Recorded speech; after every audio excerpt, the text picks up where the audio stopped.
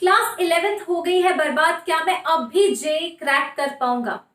Welcome to my channel, this is your friend and mentor Namrata and आज हम discuss करने वाले हैं कि क्लास 11th में की गई बर्बादी का डैमेज कंट्रोल कैसे करें। तो सबसे पहली चीज जो आपको फिक्स करनी है that is your attitude. Yes, you have to fix your attitude, you have to fix your confidence. तो जब हम क्लास 11th की प्रिपरेशन स्टार्ट किए थे तो तब हमारा कॉन्फिडेंस लेवल पीक पे था, एटीट्यूड भी पीक पे था, राइट? हम लोग का सपना था आईआईटी मुंबई जाएंगे, आईआईटी दिल्ली जाएंगे एंड बड़े बड़े आईआईटीज जाएंगे, राइट? लेकिन जैसे जैसे 11th खत्म होता गया, 12th अब शुरू हो चुका है, तो अब आपको लग रहा है कि this is not possible, right? अब आपको लग रहा है कि मेरा कॉन्फिडेंस दम तोड़ गया, एटीट्यूड एकदम चकनाचूर हो गया, राइट? कुछ लोग जहां जेई मेंस पे आ गए हैं, वही कुछ लोग तो मैदान छोड़ के भागने की फिराक में। तो मैं आपको ये बताने वाली हूं कि जितने भी ऑल इंडिया रैंकर्स हैं उन लोग के अंदर एक चीज कॉमन है। ऐसा नहीं है कि उन्होंने स्ट्रगल नहीं किया, ऐसा नहीं है कि उनका क्लास 11th बर्बाद नहीं हुआ, सबका हुआ है, सबका कुछ ना कुछ ऊपर नीचे हुआ है, बट उन्होंने कभी भी अपना कॉन्फिडेंस लेवल गिरने नहीं दिया, अपने आप के ऊपर डाउट नहीं किया, राइट? वो लगे रहे, गिरे फिर उठे, राइट? गिर के बैठ नहीं जाना है, गिरते सब है लेकिन जो उठ गया वही टॉपर है, राइट? तो start believing your self, stop doubting on your self, right?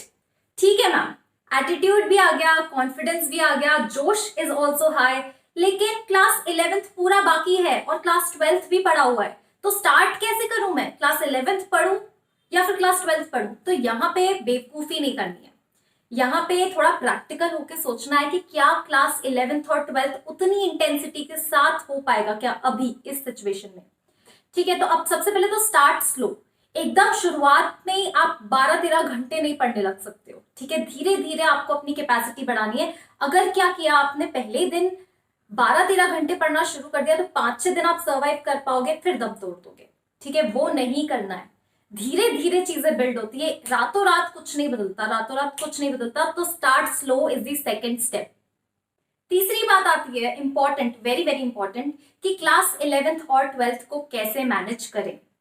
तो समझदारी वाली बात ये होती है आपको पूरा फोकस क्लास 12th पे रखना है, लेकिन दिन का 1-1.5 घंटा जितना भी आप निकाल पाए उतना आपको क्लास 11th को देना है, सिर्फ उन चैप्टर्स को जिसपे 12th डिपेंडेंट है। आपकी 12th सफर नहीं होनी चाहिए, ठीक है? तो इससे क्या होगा, आपका कुछ पोर्शन 11th का तैयार होता जाएगा और 12th भी सफर नहीं होगी और दोनों का जो डिपेंडेंसी है वो भी सॉर्ट आउट हो जाएगा। अब बात आती है मैम ऐसे कौन से चैप्टर्स होते हैं, तो मैं बात करूंगी सिर्फ मैथमेटिक्स की आज के दिन, ठीक है? मैथमेटिक्स में आपको जो चैप्टर्स क्लास 11th के सॉल्व करते चलना है ग्रेजुअली अपनी क्लास 12th की प्रिपरेशन के साथ, उनमें पहला चैप्टर है कंपाउंड एंगल्स। हाँ, कंपाउंड एंगल्स का कोई डायरेक्ट सवाल आपको जेईई मेन या एडवांस में बहुत ज्यादा मिलेगा नहीं, लेकिन कंपाउंड एंगल्स आपके आगे के चैप्टर्स में हाइब्रिड क्वेश्चन के रूप में आपको मिलेंगे, जो कंबाइंड क्वेश्चन होते हैं जिसमें ट्रिग्नोमेट्री यूज होती है, ठीक है? तो compound angles is the first topic that you need to do, right? Second topic आता है क्वाड्रेटिक इक्वेशन का, क्योंकि कैलकुलस जैसे आप फंक्शंस पढ़ेंगे, आप पहला चैप्टर कैलकुलस में अगर फंक्शंस पढ़ेंगे क्लास 12th में, तो सीधे सीधे उसका क्वाड्रेटिक से लिंक होगा, तो क्वाड्रेटिक आप अच्छी तरह से तैयार कर लें। थर्ड टॉपिक जो आता है वो है sequence and series, sequence and series, ठीक है? एपी अच्छे से आनी चाहिए, जीपी अच्छे से आनी चाहिए, एचपी आनी चाहिए, एजीपी आनी चाहिए और कुछ अलग डिफरेंट तरीके के जो सीरीज होते हैं वो भी आने चाहिए, राइट? तो ये जो है वो बहुत क्वेश्चंस में यूज होता है क्लास 12th के, तो सीक्वेंस एंड सीरीज बहुत अच्छे से तैयार कर लें। उसके बाद नंबर आता है स्ट्रेट लाइंस का। एक्चुअली स्ट्रेट लाइंस की अगर मैं बात करूं तो ये बेस है बहुत सारे चैप्टर्स का, विच इज सर्कल्स एंड बहुत बड़ा चंक है कोनिक सेक्शंस का, राइट? और इससे आपका वेक्टर 3D भी थोड़ा बहुत मात्रा में लिंक्ड है, ठीक है? तो स्ट्रेट लाइंस उसके बाद तैयार करें। ये चैप्टर्स आपके एक बार स्ट्रॉन्ग हो गए, उसके बाद जब प्रोबेबिलिटी आने वाली होगी तो आप पीएनसी ग्रेजुअली रिवाइज करते जाएं, ठीक है?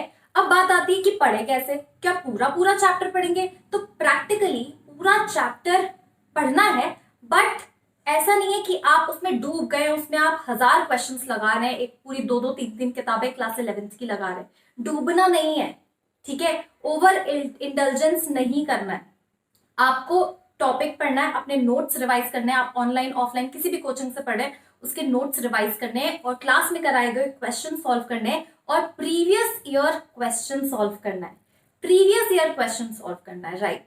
Previous year question very very important, ये सॉल्व करना बहुत जरूरी है। उसके बाद आपको एक गलती फिर से नहीं करनी है, विच इज वेरी इंपॉर्टेंट, कि आपको साथ साथ अपनी लेवल पता होना बहुत जरूरी होती है।